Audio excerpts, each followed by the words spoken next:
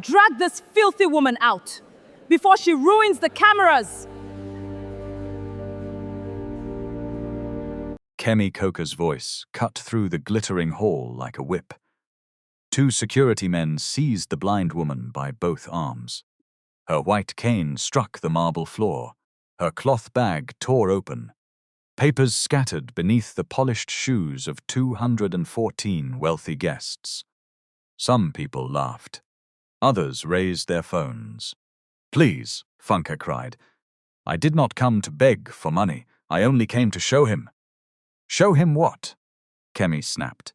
"Another lie poor people manufacture when they smell a billionaire." Then Seyi Williams stepped down from the stage. He bent to pick up the broken cane, and without knowing why, hummed 3 soft notes. Funke stopped breathing. Her trembling fingers touched the crescent-shaped scar inside his wrist. "Seyi," she whispered. The hall went silent. "My son." A faded photograph slipped from her hand and landed beneath his cobalt-blue shoe. Seyi looked down. The little boy in that photograph had his face and his scar. "Do not leave this story now," because what happened after that photograph appeared destroyed a powerful woman's plan. Tell us your city and local time in the comments and subscribe, because this truth was buried for 35 years. For 3 seconds, nobody moved. Not the security men, not the cameramen, not even the violinist beside the stage, whose bow remained suspended above the strings. Seyi stared at the photograph as if the marble floor had opened beneath him. The picture had browned at the edges. One corner was burnt. A young woman sat on a low wooden stool, smiling at the camera. A small boy stood between her knees, his left hand resting on her arm. There was a pale crescent on the inside of his wrist, the same place where Seyi carried his own scar. Kemi recovered first. She marched forward in a ruby-red suit, the thin gold chain at her neck, trembling with every step. "Enough of this nonsense." She reached for the photograph. Seyi closed his hand around it.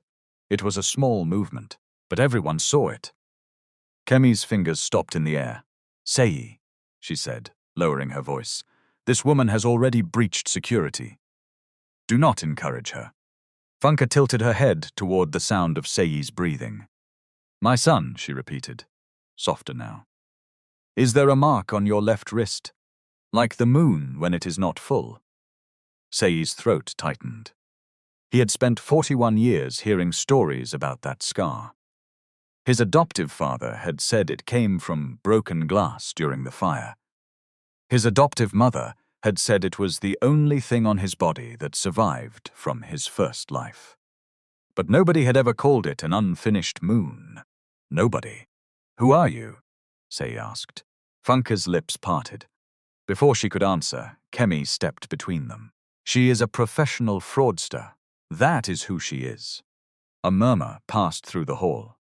The event had been designed to celebrate the future. Giant screens displayed clean towers, green walkways, and smiling families beneath the words "New Lagos Vision."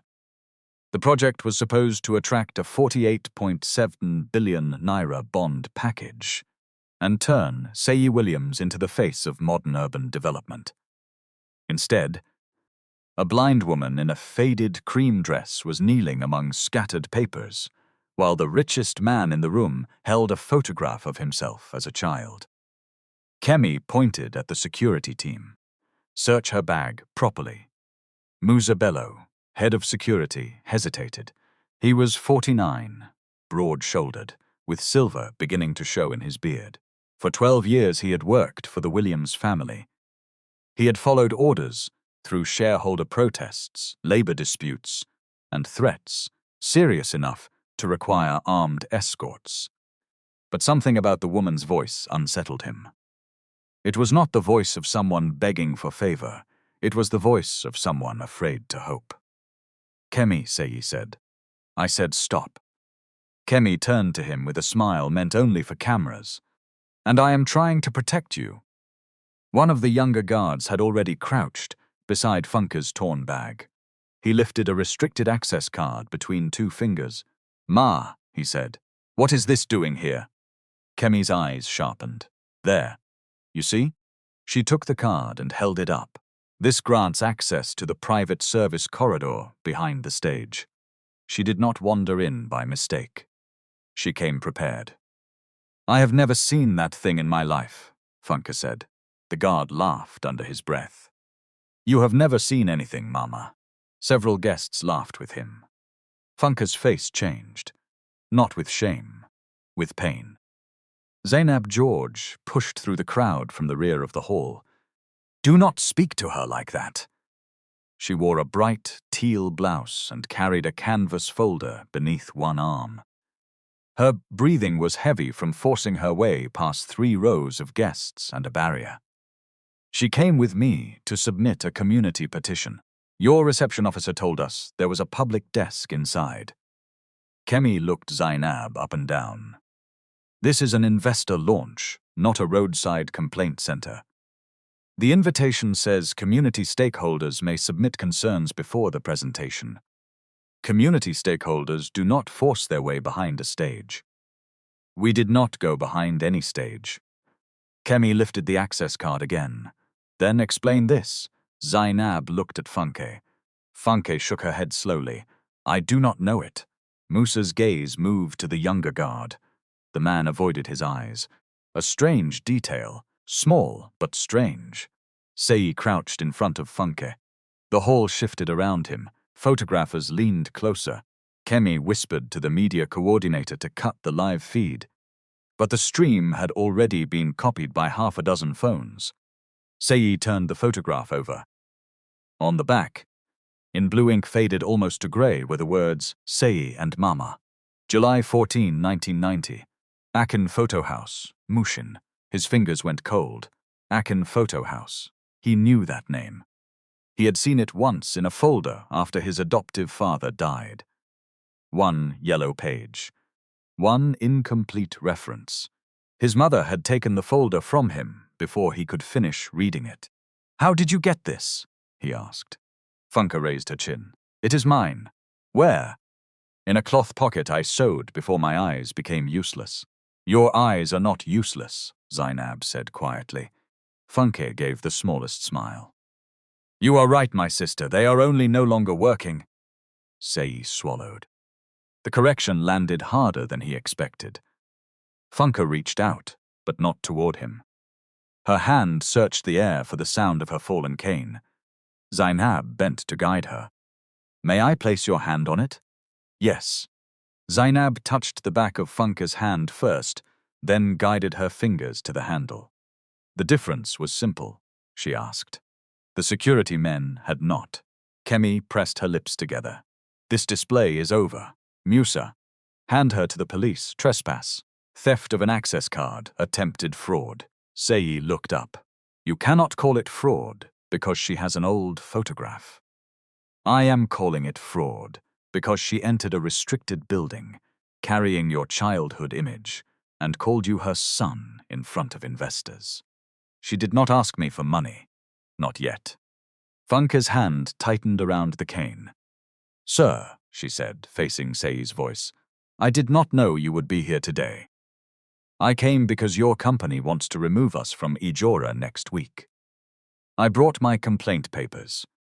The photograph stays with me because I have carried it for 35 years. The crowd became quiet again.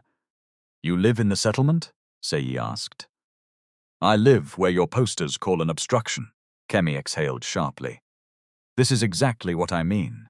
She is combining a land dispute with a personal claim." Funke turned toward Kemi.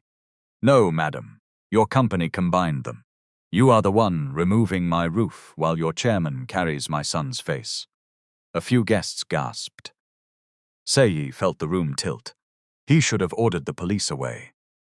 He should have moved Funke into a private office and listened until every word was finished. Instead, he looked at the cameras. He looked at the investors. He looked at the giant screen behind him, where his own smiling face stood above the words, trust, progress, home. Then he made the kind of mistake powerful people often make. He chose delay and called it caution. "Musa," he said, "make sure she is treated properly." Funke's face fell. Kemi heard victory. Musa heard an order. The security men lifted Funke again. "This time," Zainab shouted. "She has not been allowed to read the allegation. She has not even been told where you are taking her." "I will follow," Musa said. Seyi remained crouched with the photograph in his hand. Funke was led away while guests parted as though poverty itself might stain them. At the door, she stopped. "Seyi." He looked up. She could not see him. Still, she found the silence where he stood. "When you were afraid, you used to hum those 3 notes. I would answer with 4. She sang them. 4 low notes. Seyi's heart slammed once against his ribs. A memory broke open. Smoke. A woman's hand gripping his. 3 notes from a frightened child. 4 notes returning through noise. Then nothing. The door closed behind Funke. Kemi stepped beside him. "Stand up," she whispered. "People are watching." Seyi looked at her. For the first time in 6 years, he did not recognize the woman he planned to marry. He rose slowly. Then he folded the photograph and the petition papers into the inside pocket of his cobalt blue jacket. The rest of the launch continued. At least, that was what the program said. Seyi returned to the stage at 6:07 p.m. He stood beneath white lights and spoke about transport corridors, accessible communities, and the dignity of modern housing. Every sentence tasted like ash. The applause came at the right places. He heard none of it. At 7:22 p.m., when the last investor convoy pulled away from the convention center, Seyi entered a private lift with Ikenna Nwosu. Ikenna was the company's compliance director, 36 years old, careful, quiet, the kind of man who read footnotes people hoped would be ignored. Seyi waited until the doors closed. "Lock every file connected to my adoption." Ikenna blinked. "Every file, sir?" "Paper records, scanned records, legal correspondence, due diligence reports. Anything with my birth name, the 1990 fire, Akin Photo House, or a relief center." Ikenna studied him. "Does Kemi know? No, should I notify legal?" "Not yet." Ikenna nodded once. "I will restrict access to you and me." The lift doors opened on the underground car park. Seyi walked toward his black SUV. Behind the concrete pillar near the lift, a ruby-red sleeve moved into the shadows. Kemi had heard everything, and before Seyi's convoy left Victoria Island, she made one call. "Bring me the old due diligence annex," she said. "The version that was never shown to the board." A pause. "No, do not email it." Her eyes followed Seyi's taillights until they disappeared. "Print it, then delete the access log." At 9:14 the next morning, Funke sat on a wooden bench inside a police station in Lagos Island. The air smelled of dust, sweat, and old paper. Her white cane rested across her knees. Someone had bound the cracked section with black tape, but the shaft still bent whenever she leaned on it. Zainab sat beside her, reading every page the officers placed on the table. "Statement of voluntary admission," Zainab said. "It says you entered the event with an access card and intended to obtain money through false representation." Funke clicked her tongue. "Voluntary admission to what I did not do?" An officer sighed. "Mama, just sign. They may release you with warning. I will not sign a lie to make your mourning easier. Mama, do not make trouble for yourself." Funke turned toward his voice. "My son, trouble was already made. I only refused to carry its name." The front door opened. Footsteps entered, measured, expensive shoes. 2 people, perhaps 3. The station changed before anybody spoke. Chairs scraped. A voice said, "Good morning, sir," with sudden respect.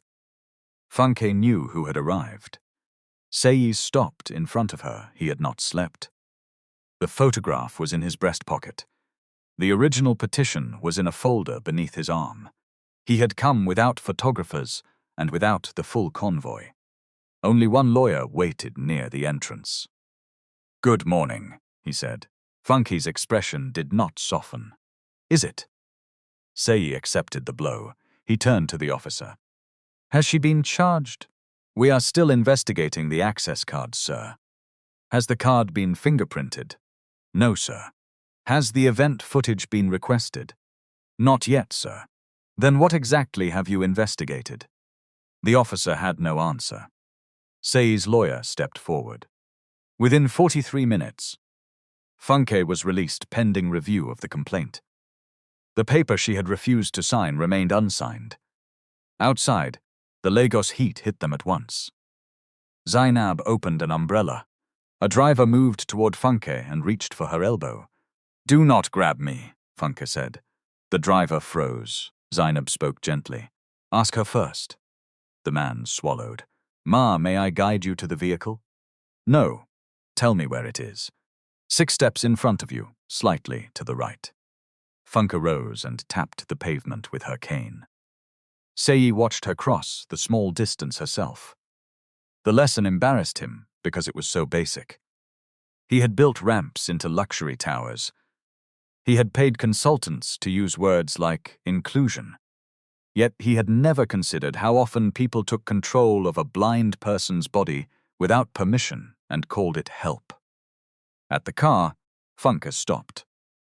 "I will not enter until I know where you are taking me." "A quiet office," Seyi said. "Somewhere we can speak. Who will be there?" "You, me, Zazab. My lawyer, if you agree." "No Kemi?" Seyi hesitated. "No Kemi." Funke nodded. "Then let us go." They drove to a small private conference room in Ikoyi, not Seyi's headquarters. There were no company logos, no cameras, no staff waiting to pour imported water into glasses nobody had requested. Zainab described the room to Funke before helping her find a chair.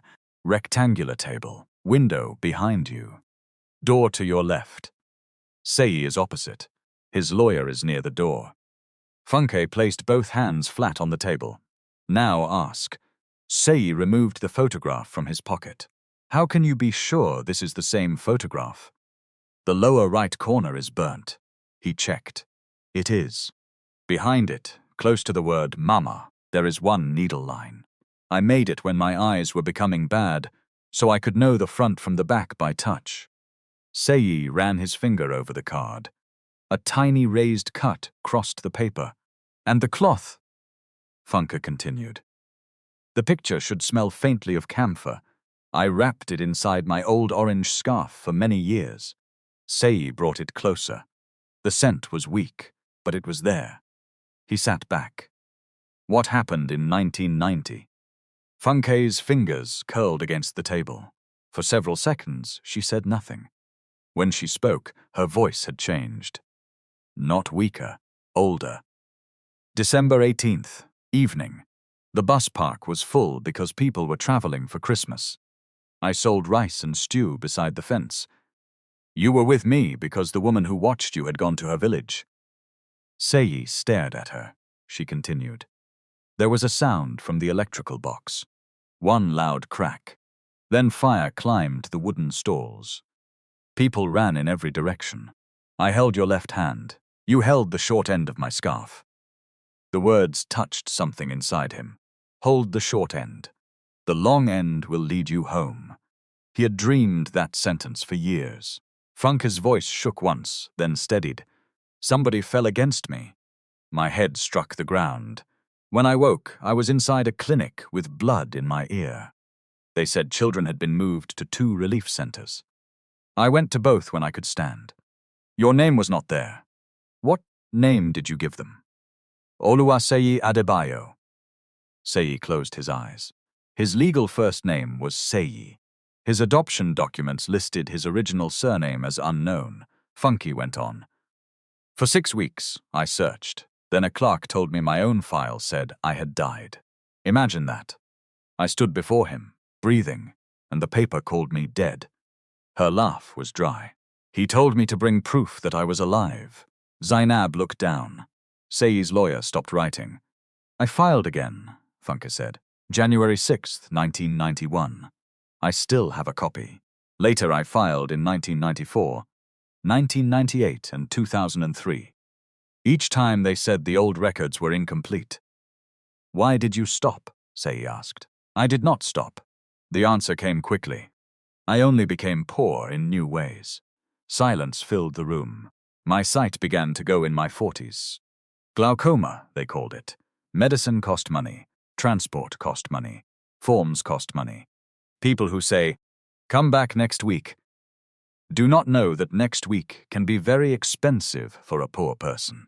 Seyi lowered his eyes. Funke turned her face toward him. I am not telling you this, so you will pity me. Then why? Because you asked what happened. He nodded, though she could not see it. Then he remembered and spoke. I understand. No, Funke said. You are beginning to. Seyi placed both palms on the table. I want a DNA test. Funke's face became still. Zainab leaned toward her. You do not have to answer immediately. I will answer. Funke turned toward Seyi. Yes, but not inside your company clinic. Not with papers. Nobody reads to me. And nobody will carry my blood from one place to another without a record. Seyi's lawyer looked surprised. Funke heard it in his breath. You think blindness means I do not understand chain of custody? She asked. No, Ma, the lawyer said quickly. You thought it. He had the decency not to deny it. Seyi said, you may choose an independent facility. Zainab will attend. Agreed. Every document will be read aloud. Agreed. And the result will not enter the newspaper before it reaches both of us. Seyi's mouth tightened. Agreed. They scheduled the collection for 2:30 that afternoon. As they prepared to leave, Funke touched the table twice. Seyi, yes, blood can tell us where you came from. Do not ask it to tell us what kind of man you are. He did not answer. He had no answer yet.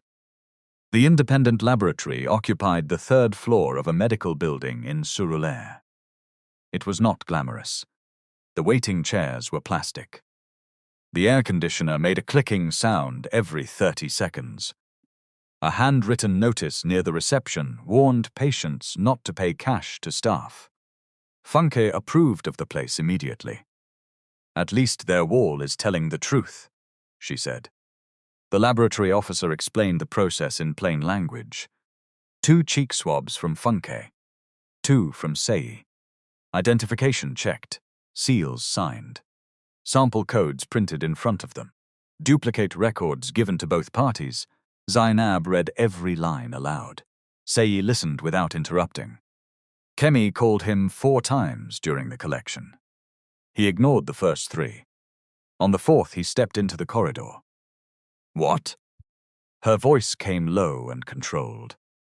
The board is asking why you cancelled the Abuja investor call.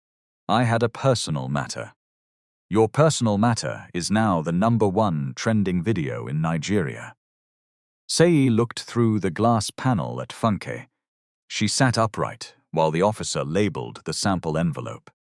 She asked him to repeat 1 digit because the printer had swallowed the final sound. The woman did not behave like someone chasing a miracle.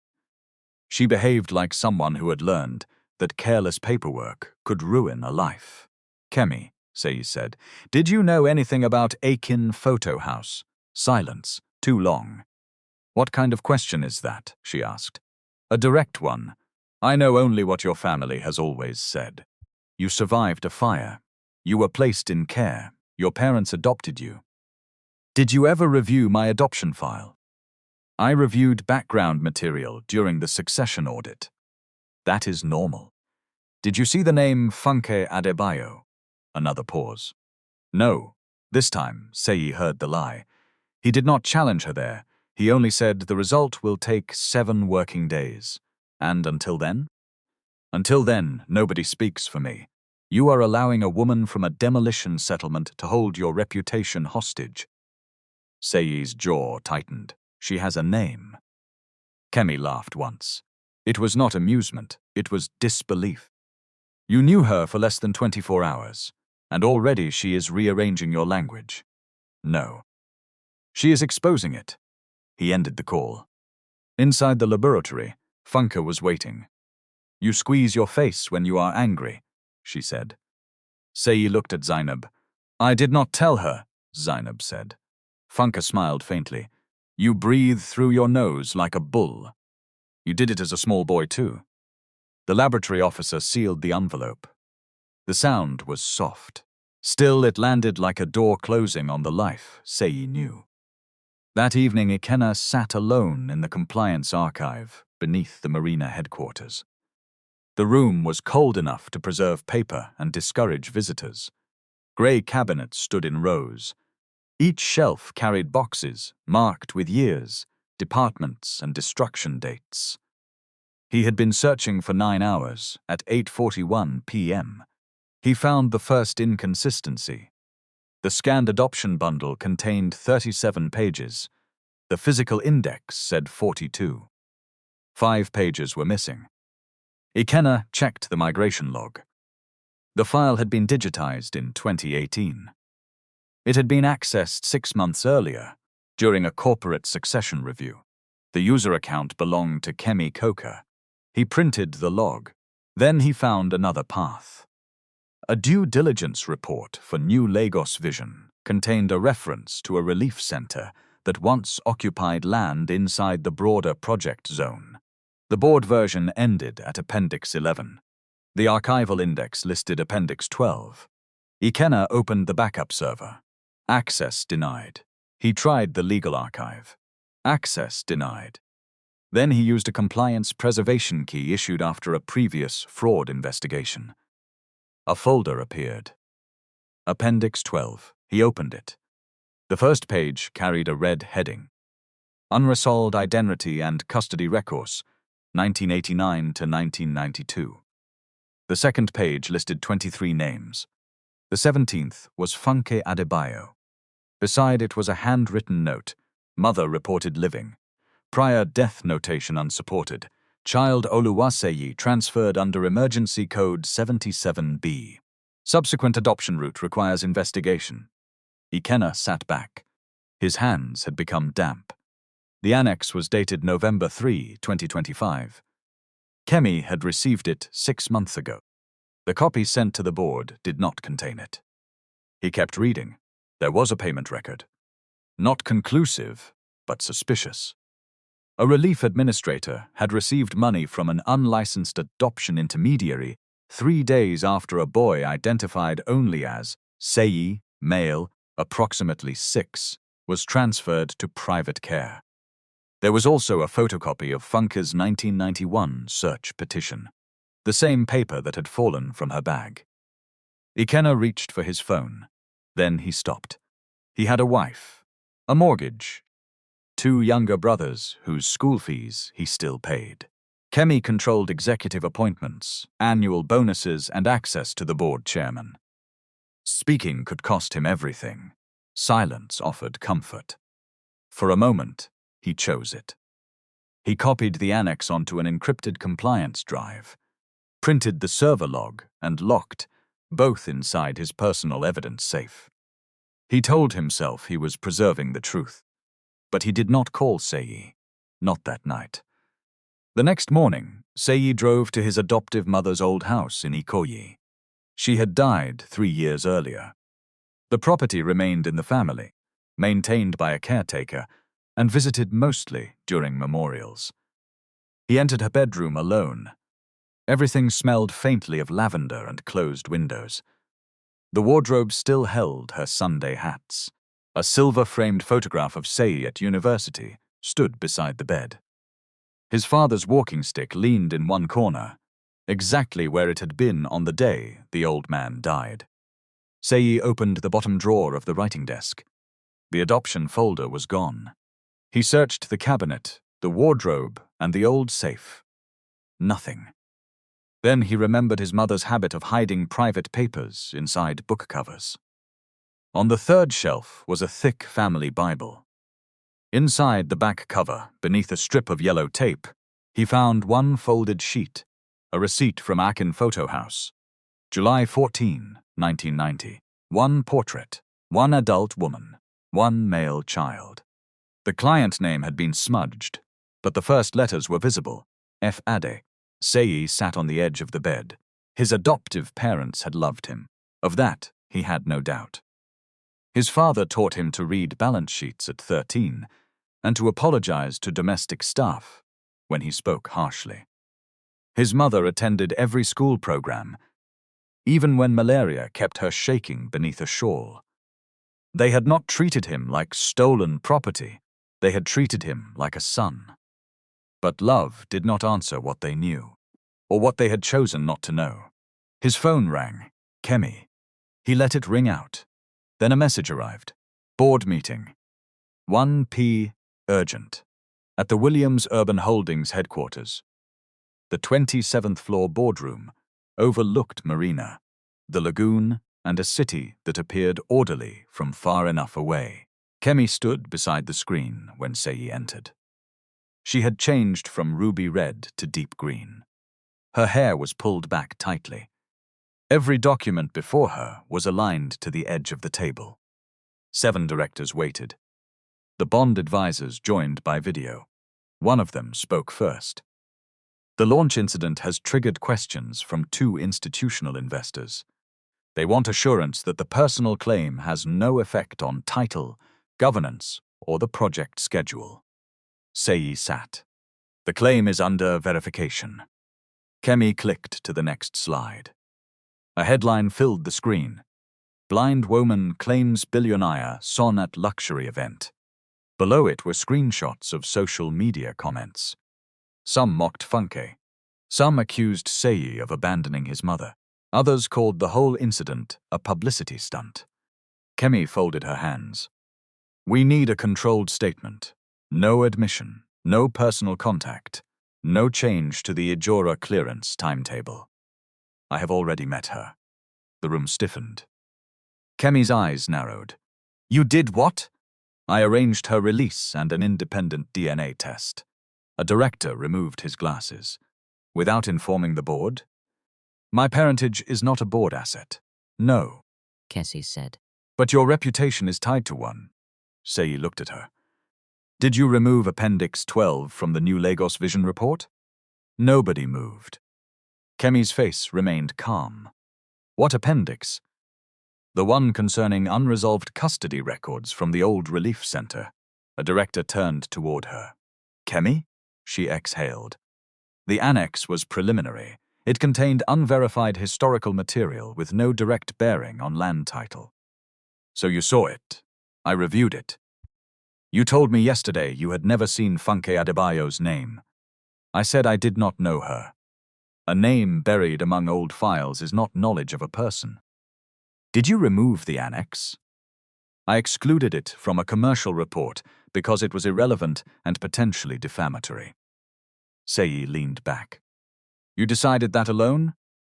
I made a professional judgment. And the board was not told? Kemi's control began to crack. Do you know what would have happened if I had inserted an allegation of irregular adoption into a project report carrying your signature? The bond would have frozen. The press would have turned your childhood into meat. 3,817 workers would have faced uncertainty because one clerk wrote a note 35 years ago. One clerk? Seyi asked. There is a petition, a transfer code, a payment record, none of which proves that woman is your mother. No, the DNA will address that. And while we wait, what happens to the company? Seyi's voice fell. We tell the truth. Kemi gave a bitter smile. Truth is not a press strategy. No, it is the reason a strategy deserves to exist. The board chair intervened. We will commission an independent review. Until then, no public accusation against any executive. And the project remains on schedule. Seyi turned toward him. The Ijora community has filed accessibility and compensation complaints. Those are operational matters. They are people. The chair rubbed his forehead. Seyi, do not allow a private emotional shock to make you careless.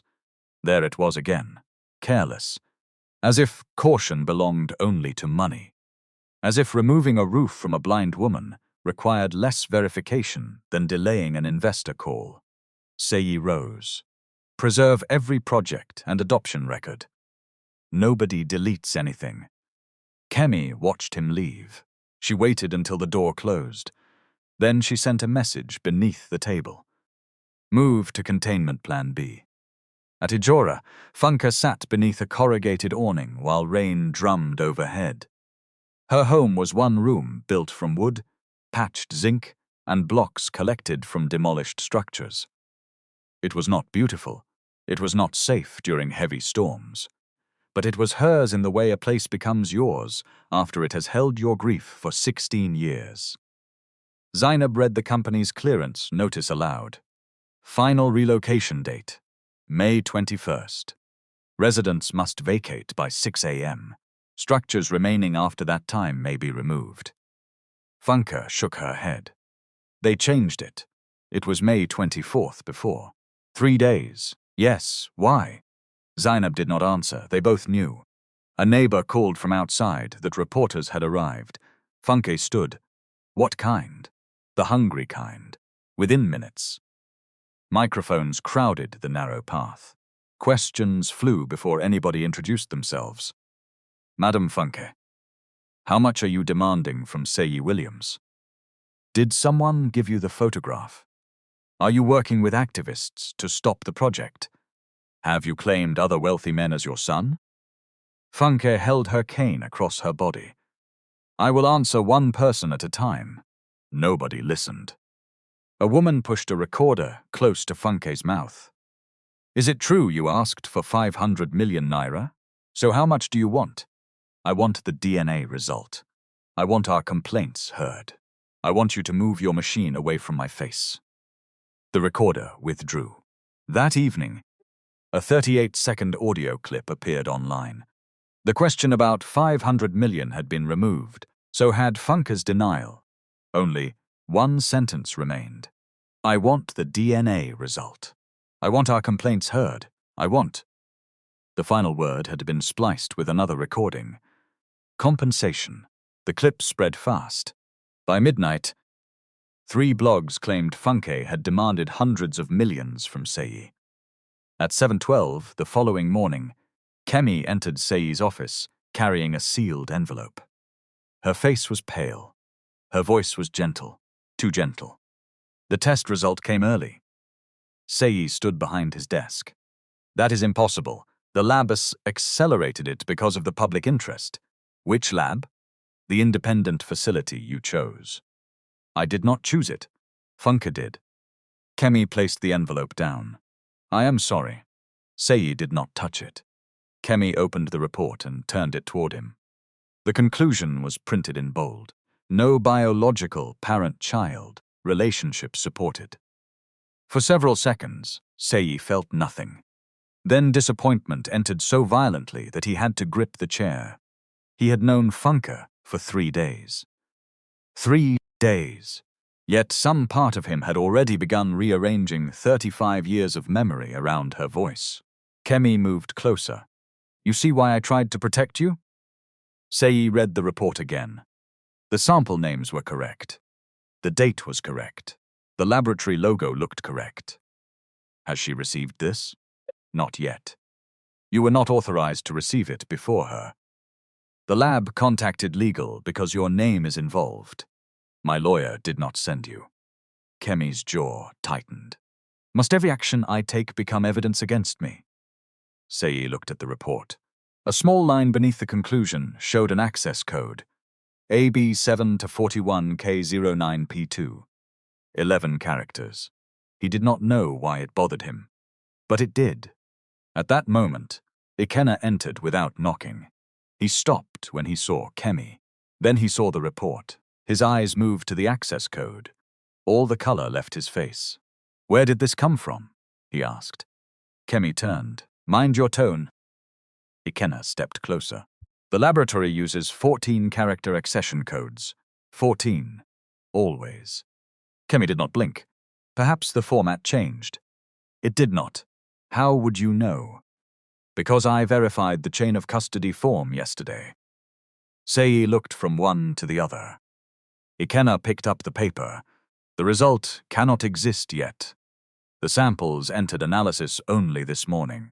The office became silent. Kemi's face hardened. Seyi spoke slowly.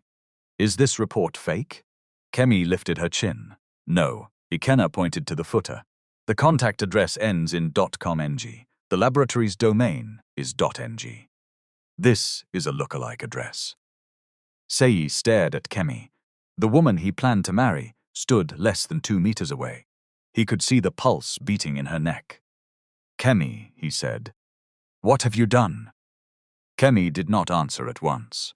She walked to the window and looked down at Marina, where buses crawled through traffic and people became small enough to ignore. When she turned back, the softness had left her face. I prevented a crisis. Ikenna made a sound of disbelief. You forged a medical report. I did not forge anything. You carried it into this office. I received it from an external consultant. Name the consultant, Seyi said. Kemi's eyes flashed. Do not interrogate me like a criminal, then stop answering like one. She moved toward him. Listen to me. The board is preparing to suspend your authority over the project. 2 investors have requested additional warranties. The edited recording is everywhere. The woman is now tied to activists who want the entire development cancelled. I brought you a document that could create distance until the proper result arrives. A lie creates distance from the truth, Seyi said, not from danger. You speak like this because you have never had to protect the life you were given. Seyi went still. Kemi realized too late what she had said.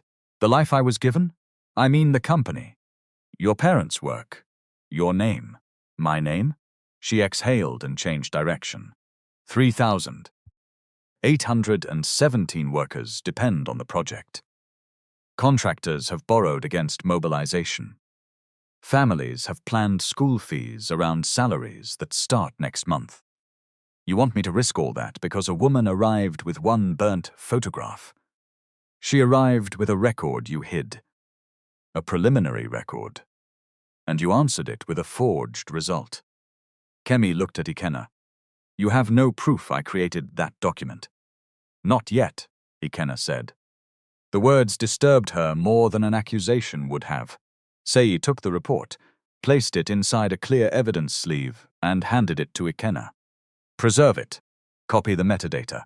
Inform external counsel. Kemi laughed. You are going to destroy us to impress a woman who may not even be your mother. No, Seyi said. I am going to find out why my fiancé thinks truth is a negotiable expense. He walked past her. Kemi caught his arm. Seyi. He looked down at her hand. She released him. For the first time, fear entered her eyes. If the bond fails, the board will blame you. Then let them blame me for refusing fraud. You think the board cares how clean your conscience is? No. He opened the door. But I am beginning to care. By noon, Seyi was on his way to Ijora. He did not wear old clothes. He did not remove his watch. He did not pretend to be somebody else, so he could test poor people like animals inside a cage. He went as himself. That choice mattered. His convoy stopped 2 streets from the settlement because the road had been cut by an open trench. The project contractor had removed drainage slabs and left piles of broken concrete across the path. Seyi stepped out in a pale blue shirt and dark trousers. The smell reached him first. Wet earth, diesel, smoked fish, open drains, then the sound. Hammers, radios, women bargaining, metal bowls. A generator coughing somewhere behind a wall. Zainab waited beside the trench. You came, she said. You called. I called your office 9 times before they connected me. Seyi looked at the broken road. How do wheelchair users cross this? They do not, and people using canes, carefully. Or with help they did not ask for. She pointed toward a temporary wooden plank. 1 man fell there last week. The contractor promised to repair it in 48 hours. That was 11 days ago. Seyi turned to his project director, who had followed in another vehicle. Why is the route open like this? The man cleared his throat. Preliminary works, sir. The community was notified. How? Notices were posted. Zainab took a folded paper from her bag. 8-point font. English only. No audio number. No Braille reference. The online complaint portal requires a smartphone and a national identification upload. The project director frowned. Braille notices in an outdoor settlement would be impractical. Funke's voice came from behind them. Then use a telephone line, my son. Even impractical people know how to answer calls. Seyi turned. Funke approached with her taped cane. Orange scarf wrapped around her head. She moved slowly over the uneven ground, counting beneath her breath. Zainab did not rush to touch her. She simply said, "There is loose gravel 2 steps ahead." Funke adjusted her direction. When she reached them, Seyi said, "Good afternoon." "Is it?" He almost smiled. "You asked me the same thing yesterday." The day has not improved. She touched the damaged section of her cane. Seyi noticed the black tape. "I will replace that. Noba. It was broken at my event. Your company will replace it through a written claim. Same as any other damaged mobility aid. You will not buy my silence with a shiny stick." "I was not trying to buy your silence. You may not know what you are trying yet." The project director shifted impatiently. "Sir, perhaps we should continue the inspection." Funke angled her face toward him. "You are the man who called our homes temporary structures?" He stiffened. "That is the planning classification. My roof has leaked on me for 16 rainy seasons. There is nothing temporary about the number of buckets I have placed under it." A few residents laughed. The project director looked embarrassed. Seyi said, "Show me everything." They walked for 2 hours. They saw homes marked for removal, though the occupants had never received individual notices. They saw a compensation list that recognized landlords but ignored families renting rooms without formal agreements. They saw a tailoring shop, a food stall, a prayer room, and a small rehabilitation workshop, all reduced on the project map to one grey block, labeled Encroachment Zone C. The word did not contain any people. That was why it was useful. At one junction, a blind man stood beside a trench, uncertain where to place his cane. Seyi moved forward and reached for his elbow. Funke tapped Seyi's shoe with her own cane. "Ask." Seyi stopped. "Sir, would you like assistance crossing?" The man turned toward him. "Yes, let me hold your arm, not the other way around." The man placed his hand above Seyi's elbow and followed half a step behind, while Seyi described the plank and the drop. It took less than a minute, but it shifted something inside him. At Funke's room, Seyi had to bend slightly to enter. The walls held no photographs because Funke could no longer see them. Instead, small objects were arranged by texture. A smooth stone near the bed. A wooden spoon with 3 cuts in the handle. A metal cup beside a talking clock. The old cloth pouch sat beneath her pillow. Seyi looked at the roof. 2 patches of daylight showed through the zinc. "I can arrange a flat for you today," he said. "Somewhere safe, medical care too.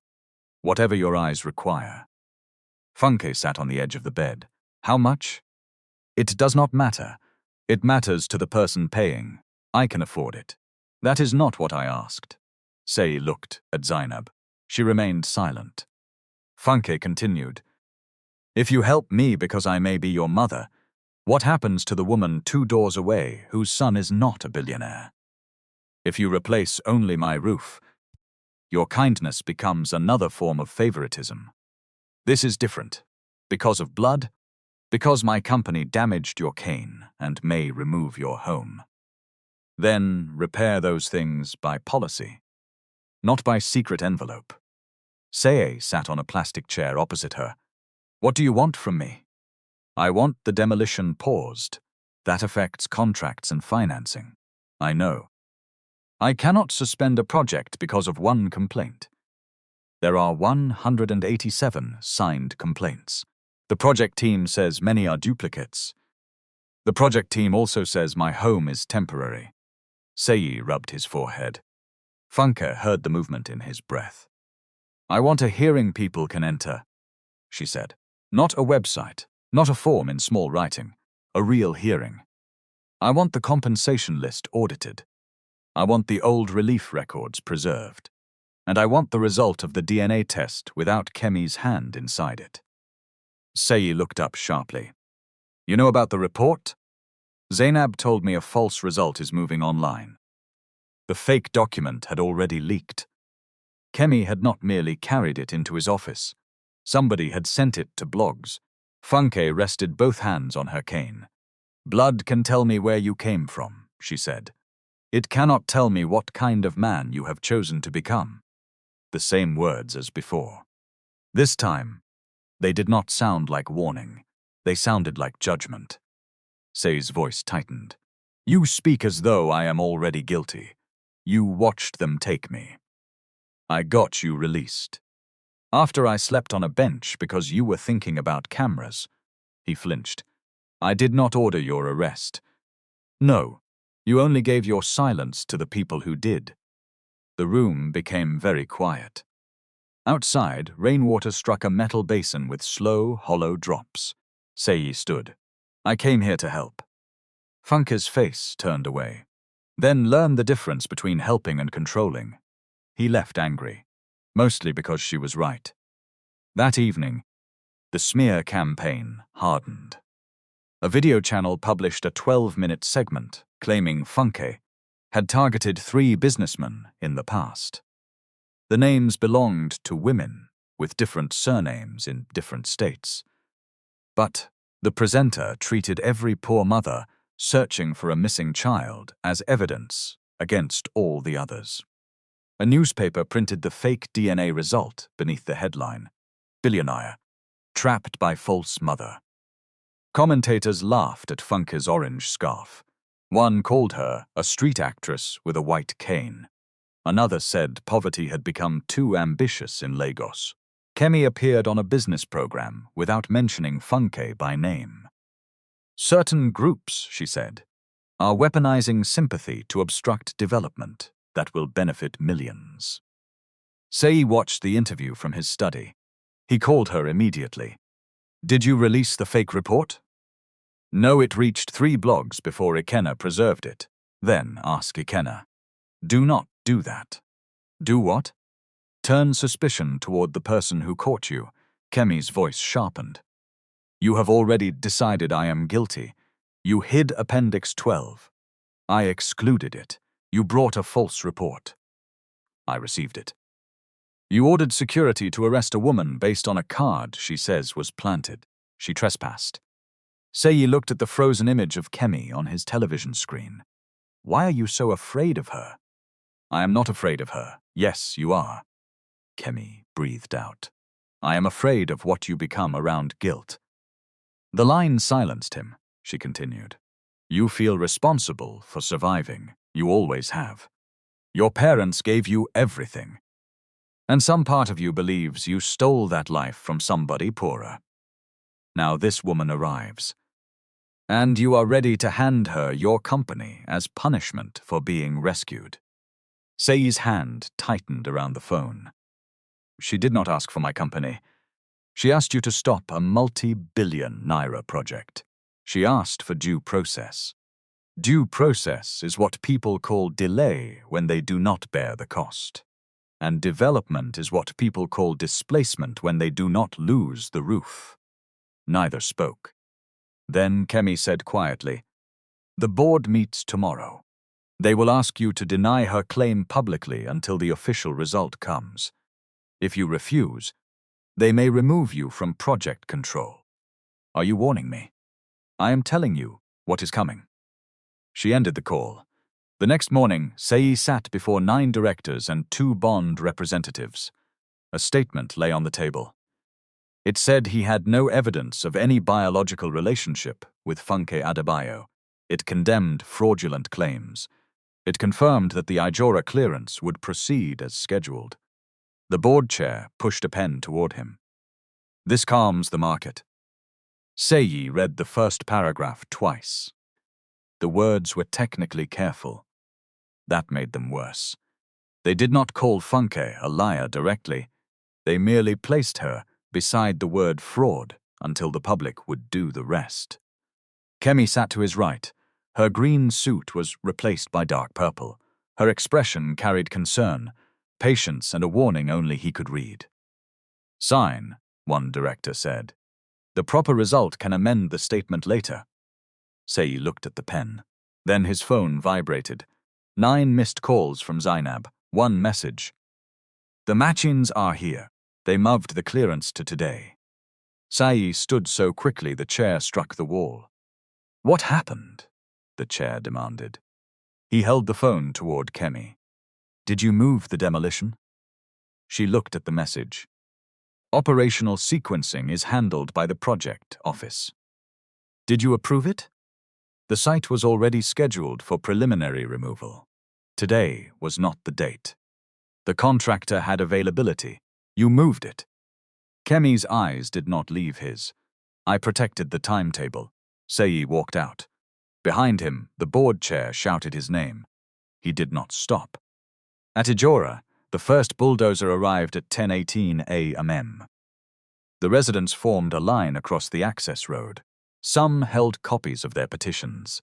Others carried pots, stools, and mattresses because they did not know whether protest or evacuation would save more. Funke stood near the front, not because she wanted to be crushed, but because a blind neighbor had become confused by the engines and shouting. She held the man's wrist lightly. "Take my arm," she told him. "There is a wall to our left. We will move along it." A contractor's supervisor shouted through a megaphone. "Clear the work zone. Structures have been marked." Zainab raised the stamped complaint receipt. "The appeal is unresolved. The order remains valid. Your own policy requires 48 hours after final notice." "We gave notice. Not for today." The engines grew louder. A security line moved forward. Musa arrived in a company vehicle behind them. He had been ordered to keep the access lane clear. He stepped out, saw Funke and stopped. The memory of the event hall returned. The planted access card. The younger guard avoiding his eyes. The way Kemi had demanded an arrest before anybody checked the footage. Musa called his control room. "Send me the original camera archive from May 12th. Full resolution. Do not route it through executive media." A voice answered, "Sir, that file has been flagged for deletion under duplicate storage." Musa's stomach tightened. "Preserve it now. Copy it to external evidence storage." "Whose authority?" "Mine." He ended the call and walked toward the residence. The contractor's supervisor pointed at Funke. "Remove that woman." A guard stepped forward and seized her shoulder.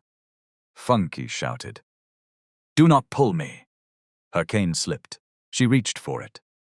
Another guard kicked it aside to clear the path. The white shaft rolled beneath the front wheel of a reversing site vehicle. There was a crack. Sharp. Final. The vehicle stopped. Funke dropped to her knees and searched the ground with both hands. Her fingers found half the cane. The other half lay beneath the tire. For one moment, every sound around her seemed to disappear. Then the crowd erupted. Zainab pushed toward Funke. Musa grabbed the guard who had kicked the cane. "What is wrong with you?" "She was blocking operations, sir. She is a human being, not debris." A black SUV stopped at the edge of the road. Seyi jumped out before the driver reached his door. He saw the bulldozer. He saw the line of residents. He saw Funke on the ground, with the broken white cane across her lap. The image struck him harder than the photograph had. At the launch, he had watched her humiliation and chosen caution. Now caution had grown wheels. It had arrived to destroy her home. Seyi walked into the road. "Switch off every machine." The contractor's supervisor stared at him. Sir, we have authorization. I am revoking it. Only the project committee can. Seyi snatched the megaphone from his hand. Switch off every machine now. One engine died. Then another. Silence spread across the site. Kemi's car arrived 2 minutes later. She stepped out in high heels that sank slightly into the wet ground. This is madness, she said. You cannot halt a contracted operation in front of cameras. Seyi turned toward her. Watch me. The board will suspend you. Then let them. You will lose control of the company. He looked at Funke. She was still sitting on the ground, holding half a cane. Then he looked back at Kemi. Then let the company lose my chair before I lose the last human part of myself. Kemi's face went white. Seyi raised the megaphone again.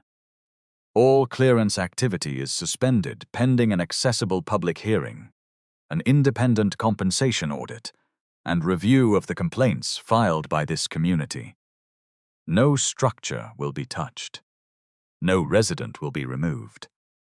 The settlement exploded in cheers. Some people cried. Others lifted their petitions above their heads. Funke did not cheer. She rose with Zainab's help and faced the sound of Seyi's voice. Do not make a promise because people are clapping, she said. Seyi lowered the megaphone. I am making it because it should have been made before the machines came.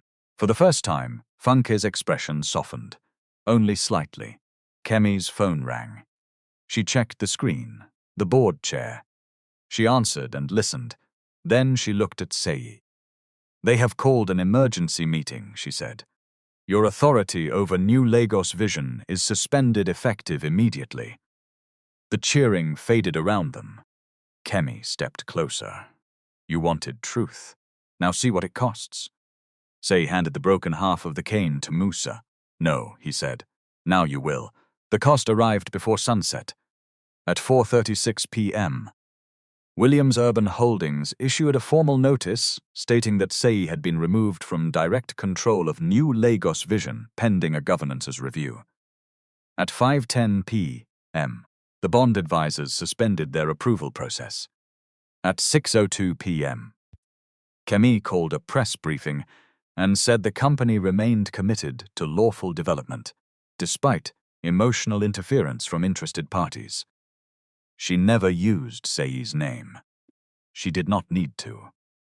By 8 p.m., business channels were asking whether the billionaire had suffered a breakdown after meeting the blind woman who claimed to be his mother. At 9:17 p.m., Seyi sat alone in his study with the unsigned betrayal before him. The pen was still clipped to the folder. He picked it up. Then he broke it in half. Ink stained his fingers. A small, useless act. But it was the first thing that felt honest all day. His phone rang. Ikena. I have the metadata from the false report, he said. The PDF was created on a laptop registered to the Executive Communications Pool. It was generated at 5:48 a.m., nearly 6 hours before the laboratory began analysis. Can it be tied to Kemi? The user login belongs to her senior office account, but an assistant could have used it. Preserve everything. I have. Ikena hesitated. There is more. Appendix 12 was accessed under Kemi's credentials on November 4th. The next day, the annex was removed from the board package. The deletion note says, commercially immaterial. Seyi closed his eyes. She knew for 6 months. Yes, and you? Silence. Seyi opened his eyes. When did you find it? 2 nights ago. You waited? Yes, sir.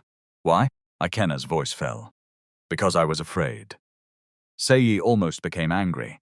Then he remembered himself standing beneath chandeliers while Funke was taken away. Fear wore many suits. Some were expensive. I understand, he said. No, sir. You are beginning to. The words were Funke's. Ikena had heard about them from Zainab during the document review. Seyi gave a tired laugh. She is teaching everybody. No, Ikena said. I think she is exposing what we already knew. The company announced a closed-board inquiry for May 24th. The decision lasted less than 12 hours. By morning, videos from the attempted demolition had been viewed more than 6 million times. One showed the vehicle crushing Funke's cane. Another captured Seyi's order to stop the machines. A third showed the project supervisor insisting that small print notices were enough. Disabilities groups demanded an accessible hearing. Residents petitioned the state planning authority. Investors requested a public explanation of the forged DNA document carrying the company's legal footer. Under pressure, the board changed the inquiry. It would be public, it would be streamed, and it would include community testimony.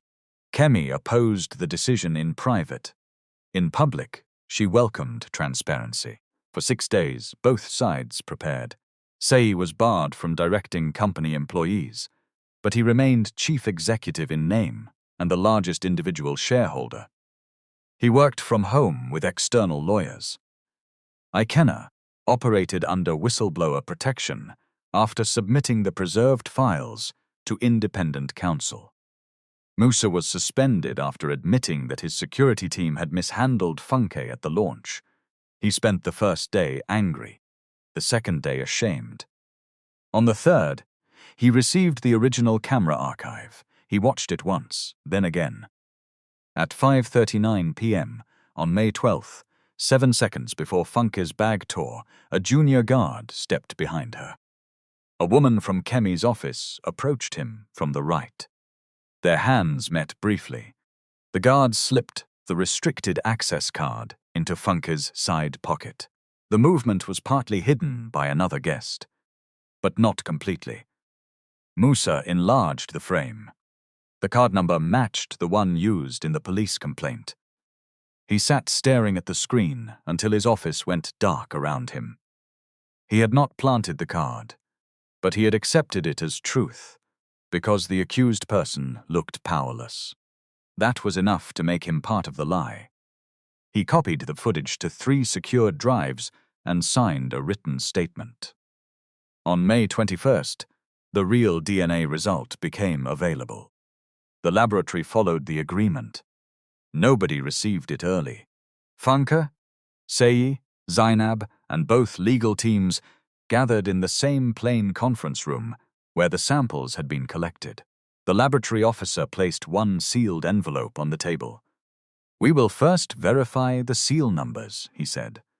Zainab read them aloud. They matched the duplicate forms.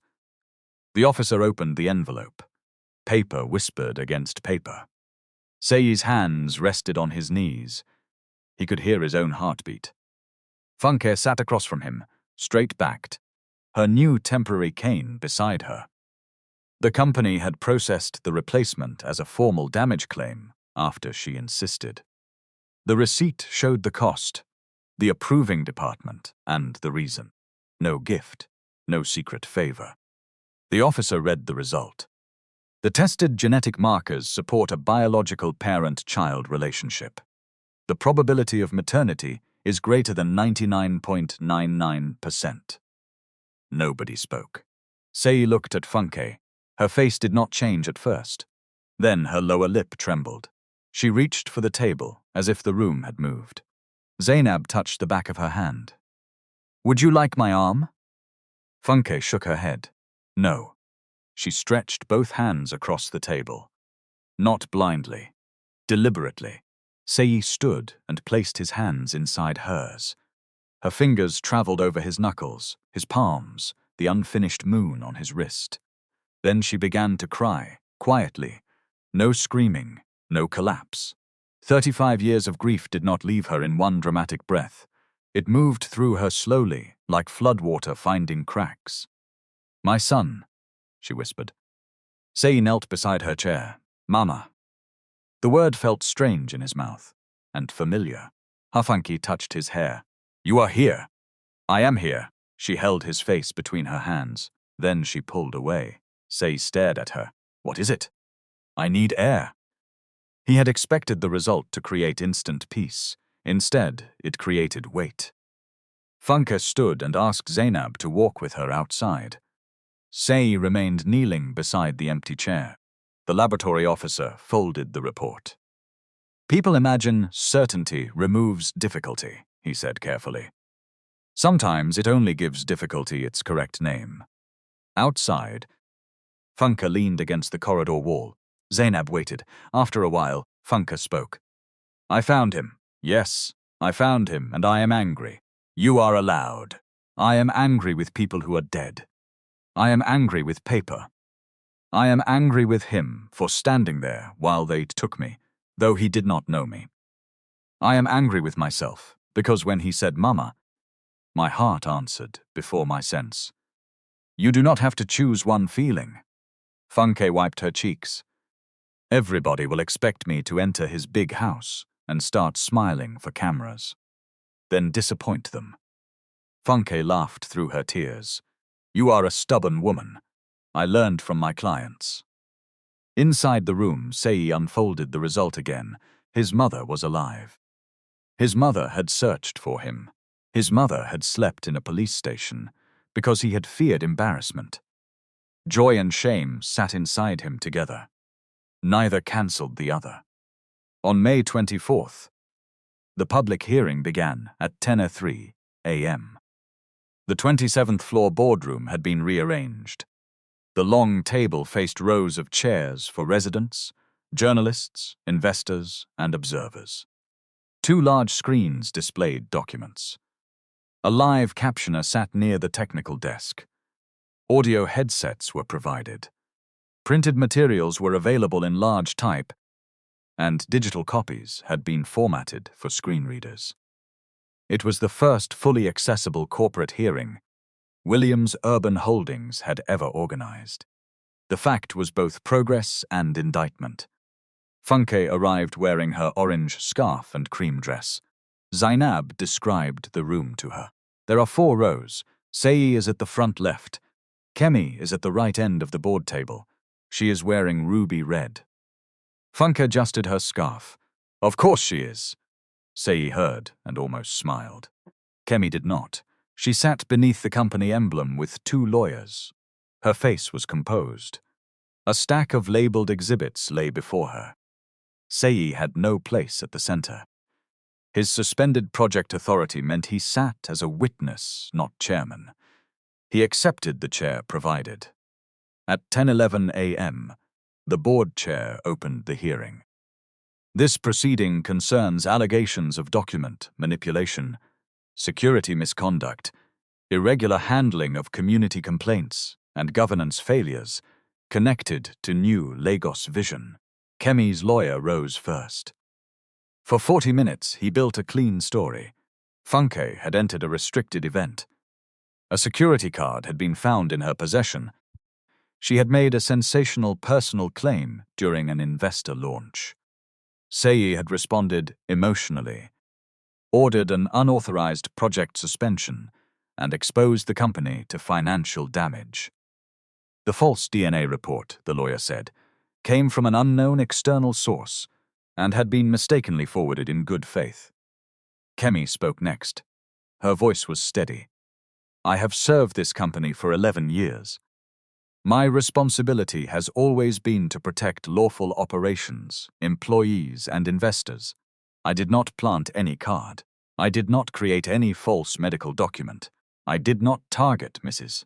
Adebayo because of disability or poverty. She paused, then turned toward Funke. I regret that she experienced distress at our event. But distress does not erase facts. Funke leaned toward the microphone. Neither does a nice suit. A ripple moved through the room. The board chair tapped his pen. Mrs. Adebayo, you will have time to respond. I am managing, sir, Kemi continued. She presented the edited audio clip of Funke saying she wanted compensation. She displayed photographs of protesters at Ijora. She produced the fake DNA report and described it as a document her office received from a consultant. Then she made her most dangerous move. She turned Funke's suffering into a weapon against her. Mrs. Adebayo has endured great hardship. That may explain why she became vulnerable to activists who offered a path to financial security. Sympathy is human. Governance requires evidence. Funke's hands tightened in her lap. Seyi saw it. Kemi had changed the language, but the insult remained the same. At the launch, she had called Funke filthy. Here, she called her manipulable. Both meant the same thing. A poor blind woman could not be trusted with her own mind. The board chair called Musa. Musa walked to the witness table in a dark suit instead of his uniform. Without the badge and radio, he looked smaller. He took an oath and faced Funke before sitting. "Ma," he said, "before I speak, I want to say I failed you," the chair interrupted. "Confine yourself to evidence." Musa nodded. "Yes, sir." The original security footage appeared on the screen. The room watched Funke enter with Zainab. They watched a reception officer direct them toward the public petition desk. They watched Kemi notice Funke's orange scarf and speak urgently to a member of her office. Then the angle changed. The junior guard moved behind Funke. A hand passed him the card. He slipped it into her bag. The video paused. A collective sound rose from the room. Kemi did not move. Her lawyer stood. "The image is obstructed. It does not establish who gave the card." Musa spoke. The card was issued to the executive communications pool at 8:12 that morning. Access logs show it was signed out by Kemi Coker's office at 6:31 p.m. After Mrs. Adebayo had been removed, a deletion request was submitted for this camera segment. "By whom?" the board chair asked. "An account under Executive Media Administration." Kemi leaned toward her microphone. "Hundreds of people have access to that unit." Musa looked at her. "7 people, Ma, silence. And 2 were at the event," he added. "You and your senior assistant." Kemi's lawyer objected. The chair allowed the statement to remain subject to verification. Musa continued. "I did not plant the card, but I accepted it without checking, because Mrs. Adebayo looked like somebody nobody important would defend. I allowed my team to touch her without consent. I allowed one guard to mock her blindness. I wrote a complaint before reviewing footage." He turned toward Funke. "My obedience helped punish an innocent woman." Funke's face remained still. "Thank you for saying the whole thing," she replied. "Not only the part that saves you." Musa lowered his head. Next came Ikenna. He brought server logs, preservation certificates, email headers, and the false DNA report. On the screen, he placed the fake report beside a genuine laboratory document. The accession code on the false document contains 11 characters. The laboratory uses 14. The footer domain is a lookalike address. The digital signature was copied from a public sample report. The file was created at 5:48 a.m. on May 15th. He changed the slide. The real samples did not enter analysis until 11:32 a.m. that day. A laboratory representative confirmed each point. Kemi's lawyer stood. "Can you prove Ms. Coker personally created the file?" Ikenna answered carefully. "The file was created under her executive office login on a laptop assigned to her communications pool. An email attaching it was sent to 3 media contacts from a temporary account accessed through the same office network. I cannot state who touched the keyboard. I can state where the document was made, when it was made, and which credentials were used." Kemi leaned back. A crack had opened. Not enough to swallow her. Not yet. Ikenna then displayed Appendix 12. The date appeared first. November 3, 2025. 6 months before Funke entered the launch. The annex showed her search petition, the unsupported death notation, Seyi's transfer code, and the suspicious payment to an unlicensed intermediary. The board chair looked at Kemi. "Why was this not included in the report circulated to directors?" Kemi replied without hesitation. "It was unverified historical information unrelated to project title." Ikenna changed the slide. A deletion note appeared. Commercially immaterial. Remove before board circulation. K. Coca. The room became still. Seyi looked at Kemi. She met his eyes. No apology. Only anger that the hidden thing had survived. The final archival witness was Dele Okoro. At 72, he walked with a wooden cane and wore a brown suit polished shiny at the elbows. His hands shook as he took the oath. He had worked as a records clerk at the Relief Center in 1990. For 35 years, he had said nothing. What happened to the file of Funke Adebayo? The independent counsel asked. Deal swallowed. After the fire, records were confused. Some children had names. Some did not. Some adults came searching. There was pressure to move children out because the center was full. That does not answer the question. Dele looked toward Funke. She faced forward, listening. A man came, Dele said. He worked with private adoptions, but he was not licensed. He wanted a boy around 6 years old. Healthy, Yoruba speaking. There was a couple who had already paid him. Seyi's hands gripped the arms of his chair. Did that couple know the child had a living mother? No. The papers they received said the mother was presumed dead. Who changed the status? Dele closed his eyes. I did. A sound broke from Funke's throat. Not a cry. Something lower, older. Dele continued before courage left him. I received money, 6,400 naira. It was almost 1 year of my salary then. I wrote that no surviving relative had been identified. I used the wrong transfer code. I told myself the boy would have a good home. Funke leaned toward her microphone. And what did you tell yourself about me? Dele looked at her. I tried not to think of you. The answer was so honest that it became cruel. Funke's hands opened slowly. I stood before your desk. Dele began to cry. I know. You asked me for proof I was alive. I know. You saw me. Yes. And still you left the paper saying I was dead. Yes. The room held its breath. Dele pressed a handkerchief to his face. I am sorry. Funke's voice did not rise. Confession may begin the truth. It does not finish the repair. Dele lowered his hand. What can I repair? You can give every name, every payment, every file you remember. You can stop hiding behind old age. Then the law will decide the rest. He nodded, weeping. I will. The council produced the original adoption transfer documents. They showed that Seyi's adoptive parents had received certified papers stating the mother was deceased, and no relatives had been found. There was no evidence they had bribed anybody. No evidence they knew Funke was alive. Seyi closed his eyes. Grief entered him from 2 directions.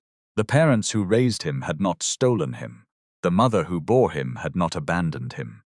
The truth did not require one family to become evil so the other could be real. That mattered. At 3:46 p.m., the independent counsel placed the sealed DNA result on the evidence screen.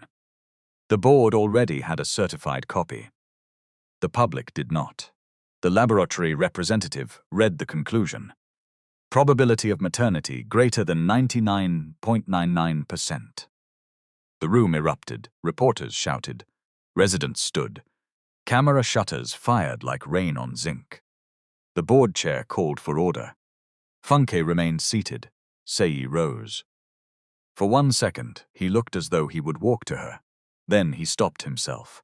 He did not turn her into a public performance. He asked through the microphone, Mama, may I come to you? Funke's face crumpled. Yes. Only then did he cross the room. He knelt beside her chair. She placed one hand on his head. The cheering grew louder. Kemi watched them. Her expression finally broke. Not into remorse, into fury. She reached for her microphone. So that is it? She demanded. A DNA result wipes away every governance failure. He halted a lawful project. He exposed this company to billions in loss. He has allowed private guilt to overrun his duty. Seyi stood slowly. Kemi pointed toward Funke. I protected what your parents built. I protected your employees. I protected you when you were too emotional to protect yourself. You planted evidence on her, Seyi said. You cannot prove I touched that card. You hid the annex. It was irrelevant. You carried a false medical report into my office. I received it. You sent demolition machines before the complaint period closed. I protected the schedule. The last word rang through the room. Kemi heard herself too late. Seyi looked at her with something deeper than anger. Disappointment. You keep saying you protected the company, he said. But every protection required somebody weaker to lose a right. Her record, her voice, her home, her name. Kemi's eyes shone. Do not stand there and pretend you are innocent. You watch them take her. Seyi nodded. Yes. The room quieted. I did. Kemi had expected denial. He gave her none. I was afraid of scandal, Seyi continued. I chose delay. That silence helped you. My position does not excuse me. It makes my failure worse. He turned toward the room. I will submit myself to the governance review. I will not ask this board to erase what I did because the DNA result makes a better headline. Funke sat very still. Seyi faced Kemi again. But my failure does not make your fraud less deliberate. Kemi's mouth trembled. I loved you. You loved the life around me. That is not fair. Neither was a police bench. He removed the engagement ring from his finger. For a moment, the cameras seemed to lean closer. Seyi did not throw it. He did not insult her. He placed it on the table between them. A marriage cannot stand where truth must kneel. Kemi stared at the ring. The board withdrew for 73 minutes. When the directors returned, the chair read the resolutions. Kemi's employment was terminated for suppression of material records, presentation of a false document, and serious breaches of duty. Her performance award connected to New Lagos Vision would be recovered pending legal review. The evidence would be referred to the relevant authorities and her professional body. The community clearance approval was withdrawn. The compensation process would be audited independently. All unresolved relief center records would be preserved and transferred for review. Musa's suspension would continue during disciplinary proceedings, though his cooperation would be recorded. Dealer's testimony and documents would be forwarded for investigation. Seyi's project authority would remain suspended until the governance review concluded. There would be no magical restoration of his chair because he had made one good speech. Consequences belonged to everybody. Kemi stood when the final resolution was read. Her lawyers began gathering papers. She turned to Funke. For one dangerous second, it seemed she might speak with cruelty again. Instead, she said, "All this because you carried one old photograph." Funke faced her voice. "No, my daughter. All this because you believed nobody would ask where the photograph came from." Kemi flinched at my daughter. Not because it was affectionate. Because Funke could still recognize her humanity without excusing what she had done. Security waited near the door. Kemi walked out under the same cameras she had tried to control. Nobody laughed. Nobody needed to. The truth was enough. Seyi returned to his microphone. He looked at Funke, then at the residents from Ijora. "She did not become valuable today because DNA says she is my mother," he said. "She was valuable when all of us still believed she belonged to nobody." The words traveled through the room. For once, nobody interrupted them. The hearing ended after sunset. Outside the headquarters, reporters filled the pavement. Microphones rose above shoulders. Camera lights washed the entrance white. Seyi's advisors wanted him to leave through the basement. Funke refused. "I entered through the front when they called me a criminal," she said. "I will leave through the front when they know my name." So they walked out together, not arm in arm. Funke held Zainab's elbow because she had asked to. Seyi walked on her other side, close enough to help and far enough not to take over. The questions came at once. Mrs. Adebayo, will you move into your son's mansion? Mr. Williams, will your mother receive shares? Has she forgiven the company? Will the project be cancelled? Funke stopped. The crowd quieted with effort. She faced the sound of the microphones. I was not searching for shares, she said. I was searching for my son. I was not fighting development. I was fighting disappearance. Those are not the same thing. A reporter shouted, Have you forgiven Kemi Coker? Funke turned slightly. Forgiveness is not a press release. Then she continued down the steps. The clip traveled farther than every insult that had come before it. But public victory did not make the following morning easy. Seyi woke at 4:18 a.m. after dreaming of smoke. In the dream, he was small again. He held the short end of an orange scarf. The crowd pulled. He hummed 3 notes. No answer came. He sat in darkness until sunrise. At 7:03 a.m., he called Funke. She answered after 6 rings. Hope no problem? I wanted to hear your voice. There was a pause. That is a problem rich people can solve without waking somebody. Seyi laughed before he could stop himself. I am sorry. Good. You are learning. He waited. Funke sighed. I am awake now. Speak, he told her about the dream. She listened without correcting him. When he finished, she sang 4 notes through the phone. His eyes filled. Neither of them said anything for a while. At the end of the call, Seyi asked whether she would come to his house for breakfast. Funke said no. Why? Because I have a hospital appointment at 10. I will take you. Zainab is taking me. I can come too. You can ask. Seyi closed his eyes. May I come? Yes. The eye hospital smelled of disinfectant and cold air. Funke underwent pressure tests, imaging, and a long examination. Seyi sat beside her through every delay, though 2 directors called repeatedly about the governance review. The consultant explained the findings without drama. Funke's glaucoma had damaged both optic nerves. The damage was advanced.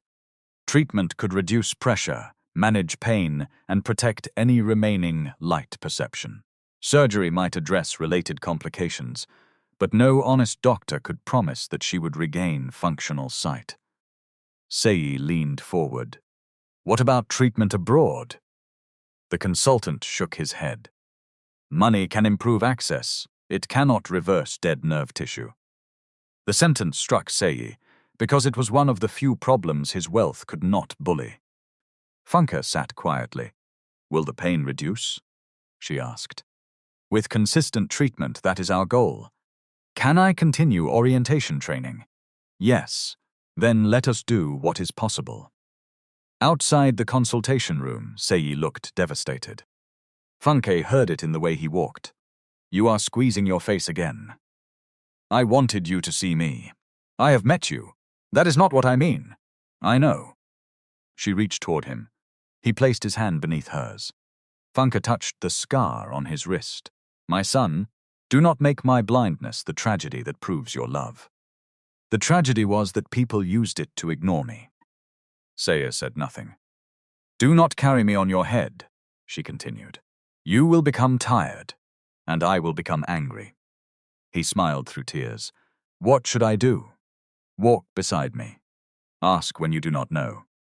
That afternoon, Seyi showed Funke 3 housing options. He described the first himself. A 6-bedroom house in Banana Island, lift garden, full staff. No, you have not heard the rest. I heard 6 bedrooms. Am I opening a hotel? The second was a luxury apartment near his own home. Funke rejected it because the road outside had no safe pedestrian crossing, and the building manager spoke about her as though she were absent. How many carers will she require? The man asked Seyi. Funke tapped her cane. She is standing here. Ask her. The manager stammered. Funke turned to Seyi. Not this one. The third apartment was modest. 2 bedrooms, ground floor access. a marked path from the gate. Shops within walking distance. Close to people Funke knew. The landlord agreed to tactile labels, handrails, and a talking entry system. Funke chose it. Seyi wanted to purchase the entire building. She refused. He paid a documented 2-year lease through a support agreement reviewed by her lawyer. Funke selected her own part-time assistant and enrolled in mobility training. She kept control of her bank account. The arrangements frustrated Seyi at first. He wanted speed. Funke wanted consent. Consent took conversation. Conversation took time. That was the point. The governance review lasted 19 days. It concluded that Seyi had failed to intervene promptly at the launch and had not followed internal procedures when halting the project. It also found that emergency action had been justified by immediate safety and notice violations. He received a formal board reprimand and lost his annual performance bonus. His authority over New Lagos Vision was not restored immediately. Instead, it was transferred to a joint oversight committee that included independent planners and elected community representatives. Some shareholders complained. Seyi did not fight the decision. At the next staff meeting, he said, "Accountability that touches only people we dislike is not accountability." The company began the repair process. The first change was simple. Every notice connected to relocation was issued in large print, audio, plain language, digital text, and through a staffed telephone line.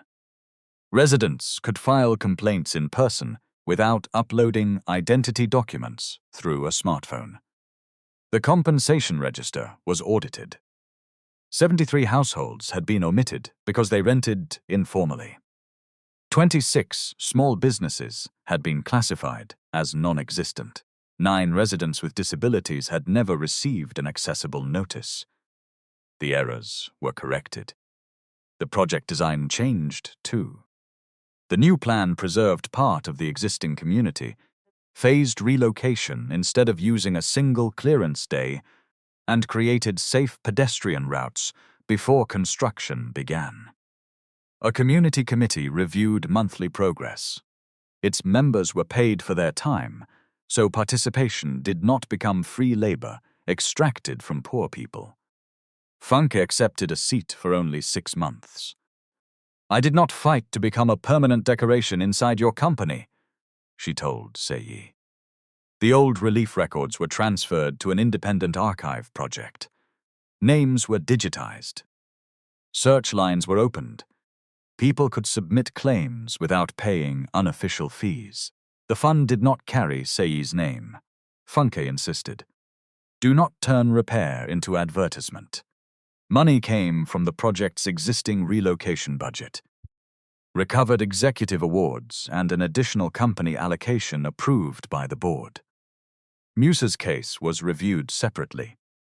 He received a 6-week suspension without pay, mandatory retraining, and a final warning. He was not returned immediately to operational command. Instead, he helped redesign security procedures for interacting with disabled visitors, protesters, and vulnerable members of the public. Before his first training session, he visited Funke. He stood in her new sitting room, holding a replacement cloth bag. "I brought this because yours tore at the event," he said. Funke touched the stitching. "Did you buy it yourself?" "Yes, Ma." "Why?" "Because the company replaced your cane through policy. This one is my apology." Funke ran her fingers over the seams. "An apology is not payment." "I know. And payment is not forgiveness." "I know." She placed the bag beside her. "Sit down." Musa sat. For 20 minutes, Funke explained what his team had done wrong. They had grabbed her without warning. They had spoken across her instead of to her. They had treated her cane as an object rather than an extension of how she moved safely. They had believed an accusation before checking evidence because of how she looked. Musa wrote every point. At the end, Funke said, Do not teach your officers to be kind because one blind woman became the CEO's mother. Teach them because the next person may belong to nobody powerful. Musa nodded. That is what I will say. Delay surrendered 7 boxes of records he had kept in his house. The authorities began a formal investigation. His age did not erase the offense. His confession did not close the case. He sold a parcel of land and placed the value of the old payment into a restitution account while the legal process continued. Funke did not visit him. When Seyi asked whether she would ever forgive him, she answered, "Maybe, but forgiveness is not something he can demand because guilt has made him uncomfortable." Kemi's case moved more slowly. Her lawyers challenged the dismissal. Investigators examined the false report, access card records, and communications from her office. Her professional association opened disciplinary proceedings. She was not sent to prison in one dramatic afternoon. Real accountability rarely moves that quickly. But the doors that once opened because of her reputation began asking questions first. The bond advisors refused to accept her on another project until the investigation ended. 2 firms withdrew offers.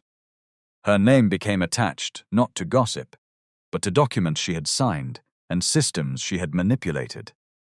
That was harder to escape. 3 months after the hearing, Kemi sent Funke a letter.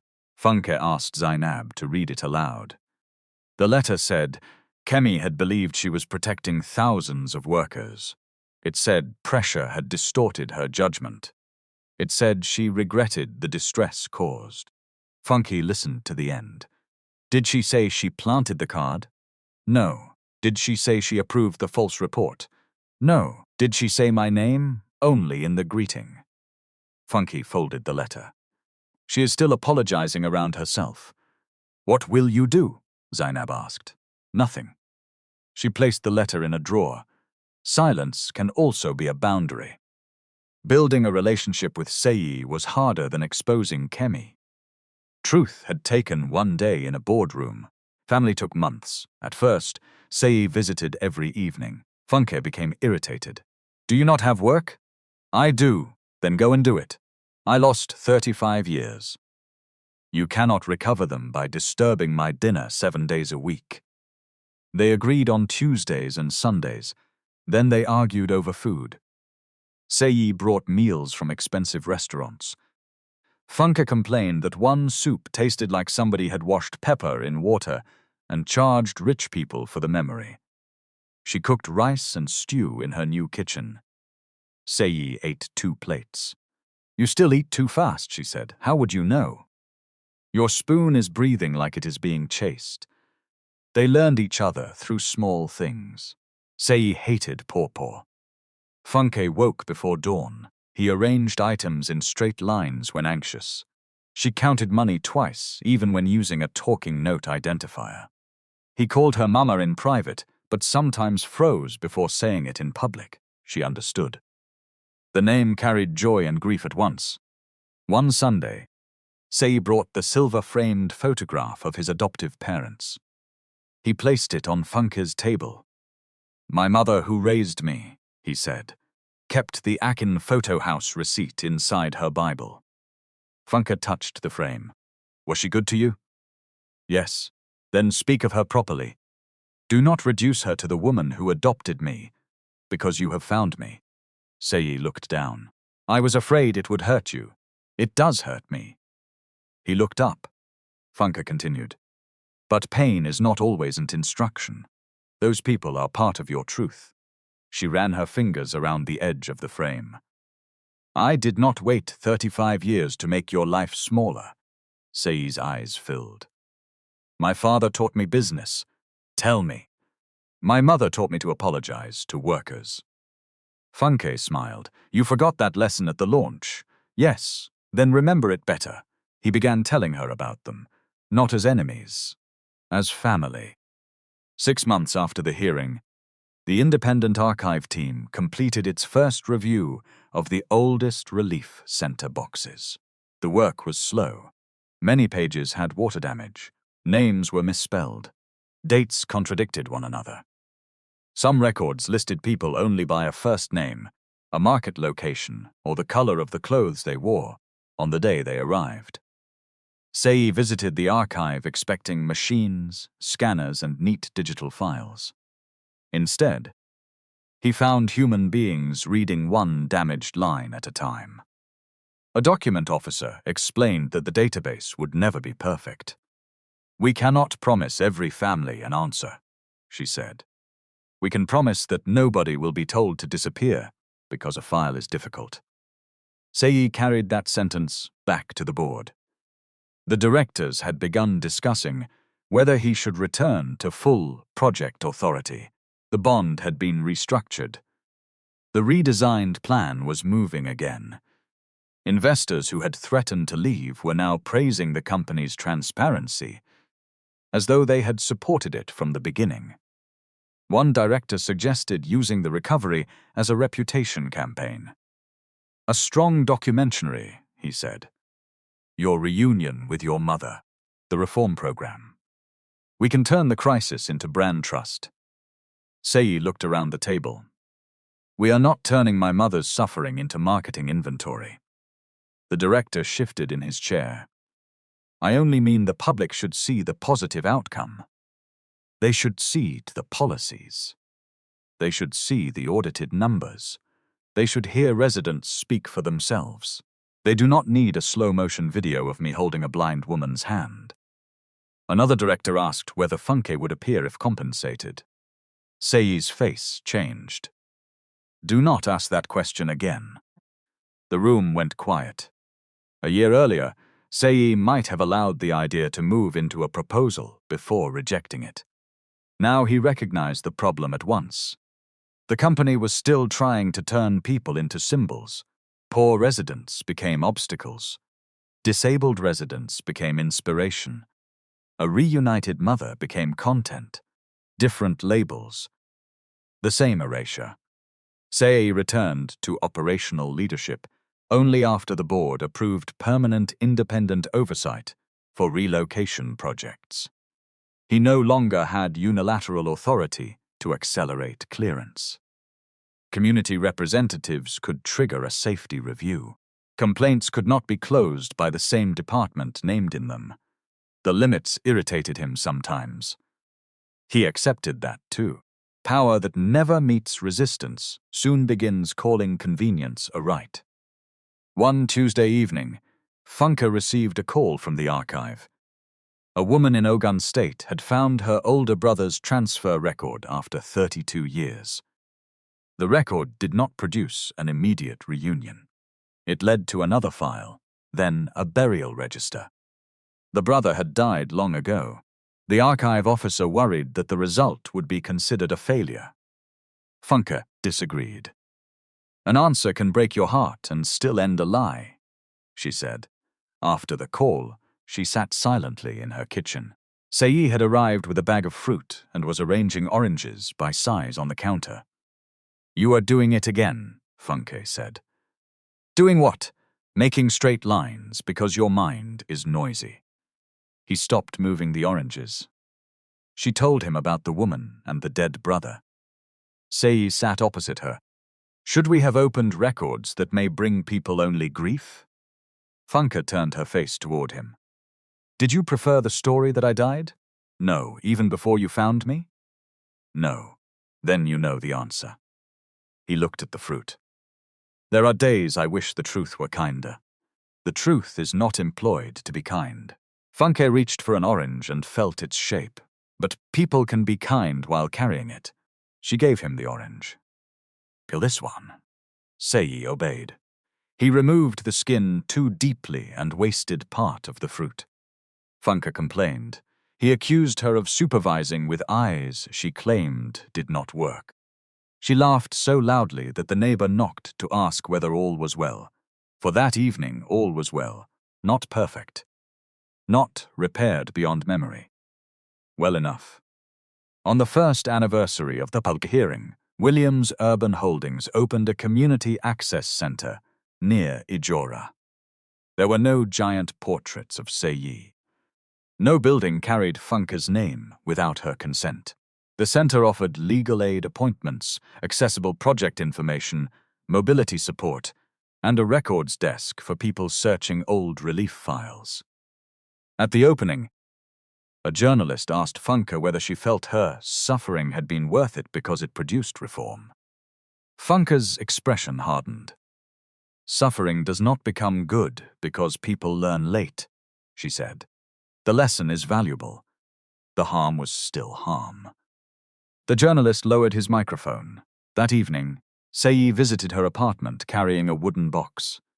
It was smooth, dark, and fitted with a brass clasp.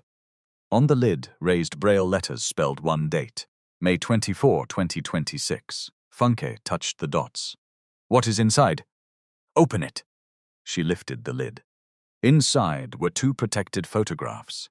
The first was the old picture from Akin Photo House. The burnt corner had been stabilized by a conservator. It remained damaged, but it would not continue to crumble. The second was new. It showed Funke and Seyi sitting side by side outside her apartment. She wore orange, he wore cobalt blue. Her hand rested over the unfinished moon on his wrist. Beside each photograph was a small audio button. Funke pressed the first. Seyi's recorded voice described the old image. "You are sitting on a low wooden stool. You are young. You are smiling with your whole face. I am standing between your knees. My shirt is too big. My left hand is on your arm. The sunlight is coming from the right." Funke's fingers trembled. She pressed the second button. His voice returned. "We are outside your home. You are wearing the orange scarf. I am beside you. Neither of us is looking at the camera properly because you said something that made me laugh. Your hand is on my wrist. We look like people who are still learning each other." Funke closed the box. For a long time she said nothing. Then she reached across the table. Seyi placed his hand in hers. "Did I describe it well?" he asked. "You spoke too much." He laughed. Funke smiled. "But yes." Outside evening settled over Lagos. Generators started. Horns argued on the main road. Somewhere nearby, a woman called customers to buy roasted corn before the rain came. Seyi hummed 3 notes. Funke answered with 4. The song had not led him home in 1990. It had survived long enough to try again. And perhaps that was the part of their story worth holding on to. Not that a billionaire discovered a blind beggar was his mother. Not that a DNA report embarrassed powerful people. The deeper truth was more uncomfortable. Funke had been worthy of respect before anybody knew whose mother she was. She was worthy while kneeling on the marble floor. Worthy on the police bench. Worthy in a leaking room marked for demolition. The blood result did not give her dignity. It only exposed how many people had refused to see dignity until it became connected to wealth. Seyi found his mother through evidence. He became her son through what he did after the evidence arrived. That difference changed everything.